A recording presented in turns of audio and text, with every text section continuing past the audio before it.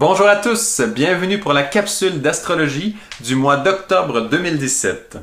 Commençons par un bref récapitulatif du mois de septembre. Donc en ce moment, on est toujours au mois de septembre au moment où je parle. Donc on voit qu'il y a beaucoup les ouragans qui sont très forts, qui ont un rôle assez important en ce moment. Il y a eu aussi quelques tremblements de terre et on sait que les ouragans sont très reliés à Uranus. Uranos, c'est Uranus. Ouragan, Uranos, c'est vraiment cette force reliée à l'océan qui bouge les énergies avec des grands vents, etc. et qui se déplace et qui change tout sur son passage, qui change la conscience collective, qui change l'ambiance totale de plusieurs personnes à la fois. Et les ouragans n'y manquent pas, vraiment, elles transforment tout. Donc cette opposition d'Uranus à Jupiter en septembre se montre plus que même on aurait pu le croire. C'est vraiment énorme. Et donc, c'est là qu'on se rend compte que ces ouragans, ces tremblements de terre sont là pour nous mettre au test, en fait. C'est vraiment le test de Jupiter pour voir tout ce que l'on a appris pendant les 9 derniers mois. Comment est-ce que notre Jupiter maintenant peut se positionner face à des événements comme ça? Comment est-ce qu'on se présente? Comment on va prendre nos décisions? Comment on va aider les autres? Comment... tout ça. Donc, toutes ces questions-là. Uranus, mais vraiment Jupiter le questionne. Comment est-ce que tu vas utiliser ton pouvoir face à des événements clés, majeurs qui se déroulent? Donc maintenant, Jupiter n'a plus d'excuses, il doit se positionner. Il y a des choses tellement grandes qui se placent. Donc là, il dit, OK, j'ai appris que le pouvoir, je peux travailler avec de telle façon. Je sais que le pouvoir a ses limites. Parce qu'on se rappelle que c'était le carré entre Jupiter et Pluton qui créait toutes ces dynamiques de pouvoir de ces derniers mois. Maintenant, on a appris de ça, on a grandi, et Uranus vient mettre le sceau sur notre Jupiter pour montrer, oui, effectivement, on a appris telle chose, et il met ce sceau à travers des événements quand même qu'on voit, là, qui sont très apparents. Les ouragans sont quand même très costauds cette année. Donc maintenant, en octobre, qu'est-ce qui se passe? On en avait parlé légèrement dans la dernière capsule. C'est Jupiter qui entre en Scorpion. Jupiter va entrer en Scorpion. Donc, qu'est-ce que le Scorpion? Le monde du Scorpion, c'est le monde de l'inconscient. L'inconscient, ce sont ces choses qui sont si profondes, qui nous font prendre nos choix d'action. Mais encore une fois, c'est des choses desquelles on n'est pas tellement conscient. On appelle ça l'inconscient. Donc, parfois, notre inconscient, on va ouvrir une petite fenêtre, on va le sentir, on va le voir pendant quelques secondes, quelques instants. On va voir les raisons de pourquoi on fait tel choix. Mais très rapidement, on va le cacher. Pourquoi on va le cacher? Parce que la masse, la société, la foule n'a pas du tout la même conscience que l'inconscient, justement. Elle a une conscience très jeune, qui est très peu vaste, qui est très simple, et qui pense à certaines choses très classiques, disons, très limité, très défini. Alors que l'inconscient, ce sont des sujets très profonds, voire même vitales. Ce sont des choses qui comptent vraiment, réellement, jusqu'au bout, qui changent notre monde. Voilà. Donc ces choses-là, quand on est en format social, quand on est en mode full, on ne pense pas à ça. Donc c'est pour ça que c'est une partie de nous qui est vraiment cachée. On va la sentir pendant qu'on fait un choix, et même pendant qu'on est en train de réfléchir à faire un choix, observez-vous vous-même, vous allez voir comment ça se passe. On a toutes sortes de raisons qui tournent dans notre tête, et en fait, pourquoi les raisons tournent autant? Pourquoi on n'est pas capable de faire un choix rapidement? Simplement parce que le choix le plus important est défini par notre inconscient. Parce que l'inconscient, c'est les raisons de vie ou de mort. Ça fait très Scorpion. On sait que le Scorpion, avec une piqûre, il peut tuer quelqu'un. Donc, on peut mourir avec cette énergie-là. Donc, le Scorpion amène vraiment cette énergie de vie ou de mort. L'inconscient, ça va être les choses en nous qui sont enregistrées comme étant vitales, vraiment importantes. Que pour nous, c'est ça la vie. Et donc, c'est crucial, c'est d'une intensité extrême. C'est la vie pour nous. C'est le Scorpion. Donc, ça, c'est très caché, en fait. Donc, quand on réfléchit à prendre une décision, il y a toutes les raisons qu'on pourrait dire intellectuelles, voire même des questions aussi émotionnelles qui sont là. Mais il y a une raison, il y a une chose qui est vitale, qui est très profonde. Et en fait, cette raison-là, on se la cache à soi-même. Elle tombe dans l'inconscient. C'est le Scorpion, c'est une raison du Scorpion qu'on ne veut pas regarder. Donc elle cache, elle tombe dans une région obscure de nous-mêmes et on n'y pense pas vraiment. Et là, à un moment donné, pendant qu'on réfléchit à toutes ces questions intellectuelles, voire même émotionnelles, à un moment donné, elle va se présenter, cette raison inconsciente. Et là, on va le savoir. C'est là qu'on va prendre notre choix réellement. C'est toujours basé sur notre inconscient. On pense qu'on fait des choix éclairés, on pense que oui, on a de très bonnes raisons, on peut même écrire pourquoi on fait nos choix, on peut faire des articles même sur nos choix, mais en réalité, il y a une raison inconsciente très très très profonde qui pour nous est vitale, qui va déterminer notre choix. C'est pour ça que parfois les personnes disent, il faut prendre, quand on a à prendre une décision, il faut prendre la première chose qui nous vient en tête. Parce que souvent, cette raison inconsciente, si on est assez ouvert, et qu'on ne réfléchit pas trop avec notre mental, elle va se placer tout de suite. Parce que c'est surtout notre mental qui va fermer, cacher l'inconscient. Parce que ce sont des notions trop profondes, trop vitales pour amener dans la région mentale où ça amènera un stress énorme dans notre cerveau. Imaginez si notre cerveau devait s'occuper de notre survie instant après instant. Bien, il serait très fatigué, il serait très très très stressé. Donc c'est beaucoup notre inconscient qui va s'occuper de ces choses-là. Pensez comme en ce moment, je parle et mon cœur pompe le sang partout dans mon corps, ce qui est absolument vital. Cette chose-là, j'en suis pas conscient du tout. Ça se fait automatiquement. Donc ça, c'est l'inconscient qui va gérer toutes ces fonctions vitales. Quand on parle que quelque chose est vital, il s'agit de vie ou de mort, mais c'est le corps simplement, pas le corps, mais plutôt l'inconscient. Le corps en fait partie évidemment dans certains plans, mais qui va gérer ces fonctions-là. Donc ces fonctions-là, quand elles touchent le mental, c'est très stressant et au niveau social, on n'est pas du tout rendu à aller toucher ce genre de sujet. C'est pour ça que ce soit au niveau politique, que ce soit au niveau des organisations, que ce soit à n'importe quel niveau, c'est très rare qu'on va aller toucher les sujets vraiment profonds, les sujets les plus importants. Tu sais, souvent il y a l'expression « on va parler des vraies choses ». Cette expression-là, elle naît à cause de cela. Elle naît à cause de l'inconscient. Parce que l'inconscient, on le cache toujours. Et il faut savoir qu'on se le cache à soi-même aussi. Donc, quand on essaie de prendre une décision et qu'on n'est pas certain, c'est simplement parce que on sait, on sent qu'on n'a pas encore laissé notre inconscient donner la réponse. Donc, là, ce qui est spécial pour le mois d'octobre, c'est que notre Jupiter, ça veut dire cette partie en nous, ce preneur de décision, ce gérant d'énergie généreux, qu'est Jupiter, entre dans le monde du Scorpion. Donc, entre dans le monde de l'inconscient.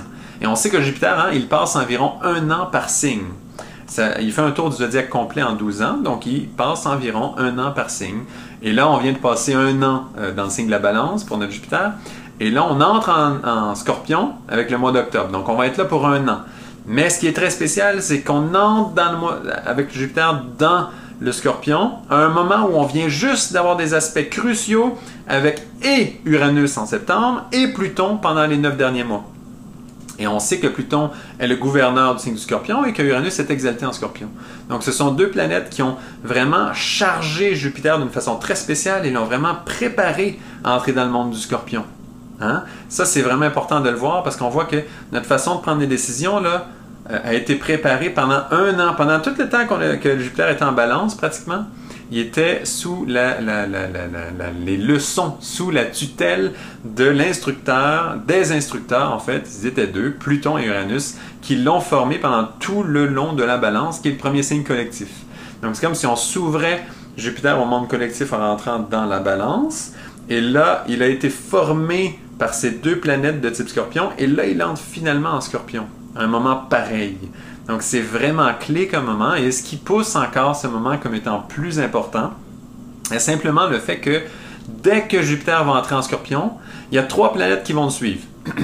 3 planètes et luminaire inclus dans les planètes. Hein? Quand je dis planète, c'est inclus luminaire. Je ne les sépare pas quand je dis planète comme ça. Donc, voilà. Jupiter entre en Scorpion et tout de suite, dès qu'il touche 1 degré, on a Mercure qui va le rejoindre à 1 degré. Ensuite, il y a la Lune à 2 degrés. Et ensuite, à 3 degrés, le Soleil va le rejoindre. Donc, 3 planètes comme ça qui vont joindre Jupiter dès qu'il entre en Scorpion. Qu'est-ce que ça veut dire? Normalement, quand une planète rentre en Scorpion, comme c'est notre inconscient, très souvent, on va un peu l'oublier. Elle va tomber aux oubliettes. Elle va évidemment avoir un impact, mais on va pas nécessairement y penser. Ça va être quelque chose qui va être un petit peu caché, qui va jouer dans le background, qui va jouer par derrière, qui va faire des choses dans la réalité qu'on vit, mais on va pas nécessairement y penser. Cette fois-ci, c'est très spécial parce que ces trois planètes-là, c'est des planètes qui touchent justement le Soleil, c'est notre conscience, la conscience seconde après seconde, celle de l'instant présent, ce à quoi on est conscient maintenant, dans l'instant présent. Ensuite, on a la Lune qui est toute notre imagination, toute cette ouverture vers le monde qui touche notre imagination, elle touche notre conscience. On sait que Soleil-Lune, c'est deux polarités, deux principes masculin-féminin, le Soleil étant masculin, la Lune étant féminine, et se complètent dans ce monde justement de conscience. Le Soleil va parler de tout le conscient, l'instant présent, comment rayonner, comment remplir le moment présent, et la Lune va parler de tout ce qui est de capter les choses autour de ce moment présent. Donc, elle va le créer comme presque un moule pour le moment présent. Elle va capter tout le futur et tout le passé aussi. Elle a les deux côtés, la Lune, elle a deux faces. Une face cachée qu'on ne voit pas, le futur qu'on ne sait toujours pas, et la face qu'on connaît, la face du passé. Donc, voilà. Et elle fait comme une coupe pour le moment présent qui est le Soleil, qui est tout le rayonnement, qui est toute cette force de conscience de maintenant. Donc, ces deux-là, donc toute cette énergie gigantesque, et aussi Mercure, qui est un peu l'enfant de ces deux, du Soleil et de la Lune, donc, qui est en fait un peu notre mental, la façon dont on pense, notre pensée, aussi notre intellect, notre façon de calculer. Donc c'est vraiment, lui aussi, va entrer le monde du Scorpion. Donc on vient juste de dire, il y a quelques minutes, que souvent notre intellect, notre pensée ne veut pas toucher le monde du subconscient. Mais cette fois-ci, comme Jupiter entre, toutes ces planètes-là, les trois qui touchent notre conscience, notre imagination, et notre façon de penser, notre intellect, vont aussi suivre Jupiter. Donc là, ça va être, OK, on va regarder attentivement comment est-ce qu'on va gérer nos énergies dans le monde du Scorpion. Comment est-ce que cette poussée qui va nous dicter après nos actions, pratiquement quand on fait nos choix, c'est une poussée qui est vraiment inconsciente, qui nous fait prendre nos choix vraiment la plupart du temps, même si parfois on pourrait dire que c'est éclairé, on peut donner, écrire même des raisons, évidemment. Mais malgré tout, il y a toujours cette poussée de l'inconscient qui nous fait prendre des décisions. Là, Jupiter va étudier ces choses-là, et on va aller regarder attentivement. Notre conscience va être amenée là. Donc ça veut dire qu'en octobre, il va se passer des choses tellement importantes qu'on va devoir être conscient de qu'est-ce qui a déclenché ces choses. Et qu'est-ce qui déclenche notre réaction à ces choses, notre façon de gérer nos énergies par rapport à des événements pareils. Ça, c'est vraiment très clé. Donc, octobre, là, ça va être très important et ça ouvre la porte à toute cette année où Jupiter va être en Scorpion. Donc, c'est quand même clé, là. Ça veut dire que tout le long que Jupiter va être en Scorpion, on sait qu'on va en être conscient. Ça va être une année importante. L'année qui commence, disons, de octobre 2017 à, je ne vais pas regarder exactement, mais disons à octobre 2018 environ, là où Jupiter va être en Scorpion, ça va être un moment où on va être conscient de cette gestion-là, de ces énergies-là. C'est un des cycles de Jupiter en Scorpion qui va toucher particulièrement notre conscience. Parce que c'est pas toutes les fois où Jupiter entre en Scorpion qu'il y a ces trois planètes-là qui suivent de cette façon-là. C'est très particulier. Et comme Jupiter entre en Scorpion une année sur 12, ça fait 12 ans que ça n'a pas été fait. Donc, on peut voir qu'un type de placement des planètes de cette façon-là, c'est quand même très, très rare. Et là, il y a vraiment... les étoiles veulent qu'on s'ouvre au monde du Scorpion et qu'on voit qu'on apprenne à gérer nos énergies dans ce monde-là de façon très particulière. C'est un moment béni, vraiment magnifique, parce que c'est des énergies clés, vraiment primordiales, qui vont nous amener beaucoup plus loin après. Je m'arrête sur ça. Je pense que c'est assez clair. Sinon, vous pouvez poser des questions en bas, évidemment, dans les commentaires. Maintenant, il y a un autre aspect qui est important, c'est Mars et Vénus qui vont entrer en conjonction, eux en Vierge. Et ils vont faire, leur conjonction, va faire un carré avec Saturne et un trigone avec Pluton. Donc, Saturne et Pluton, alors je ne sais pas ce que ça vous dit, mais Saturne et Pluton, ce sont d'excellents gardiens. Ils sont vraiment là pour garder l'énergie. Les deux, pour eux, c'est important de préserver l'énergie. Et comme par hasard, on met Mars et Vénus en Vierge. La Vierge qui aussi conserve, qui aussi va préserver l'énergie. Donc, c'est comme si on dit, OK, notre conscience avec Jupiter entre en Scorpion, et vraiment on y met notre conscience. Mais, parce que le Scorpion, c'est un endroit où Mars et Vénus sont très puissants, hein, parce que dans ce monde-là inconscient, les désirs émotionnels et tout ça jouent beaucoup.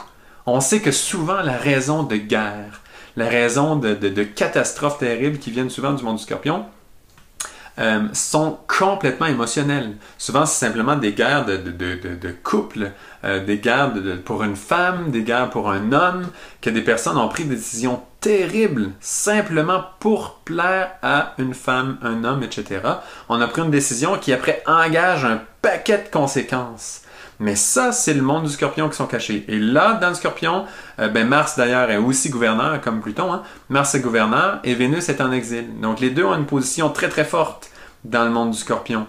Et là, on dit, OK, ces deux planètes personnelles qui ont cette position si forte, qui bougent le monde des émotions autant, on va les calmer. On va les mettre sous surveillance pendant ce moment où notre conscience entre en Scorpion. Fait que c'est comme si on rentre en Scorpion avec Jupiter qui veut gérer les choses, qui veut apprendre à dire, OK, voici ma position, voici ce qu'on va faire, on réagit comme ça, tout va bien. Et là, on y entre avec une lumière, avec notre intellect, avec le soleil, avec la lune, avec toute cette lumière-là, les deux luminaires et Mercure, donc l'enfant qui bouge rapidement et les deux luminaires. Donc on rentre dans le Scorpion de façon éclairée, puis avec une force avec Jupiter qui a eu justement son cycle important avant, dont on a assez parlé. Donc on y va là. Et dans ce moment-là, on dit, OK, toute cette dynamique de mouvement émotionnel, de guerre émotionnelle, de pousser, d'attirer, d'aller chercher, de vouloir, de désirer, toute cette énergie-là, on se dit, OK, on va calmer ça pour voir clair dans le monde du Scorpion. Parce qu'on descend au sous-sol, on descend dans l'inconscient, on descend dans ce monde un peu obscur du Scorpion et on veut y voir clair. Ça, c'est octobre. Donc là, on dit, OK, les émotions, on va calmer un petit peu. On va se calmer, il va y avoir des choses assez sérieuses pour que on doit calmer nos émotions, prendre des choix éclairés, aller voir dans le sous-sol, aller voir à l'intérieur qu'est-ce qui s'y cache vraiment. Donc c'est un moment très clé, c'est une belle porte qui s'ouvre. Octobre 2017, vraiment un super beau mois. Donc je vous souhaite à tous le meilleur pour ce mois. Je pense que chacun, on a vraiment de quoi faire comme beau travail intérieur. On va sûrement grandir beaucoup. Donc bonne chance à tous, ça devrait être magnifique. Et on se revoit pour novembre 2017. Merci à tous de votre écoute. À très bientôt.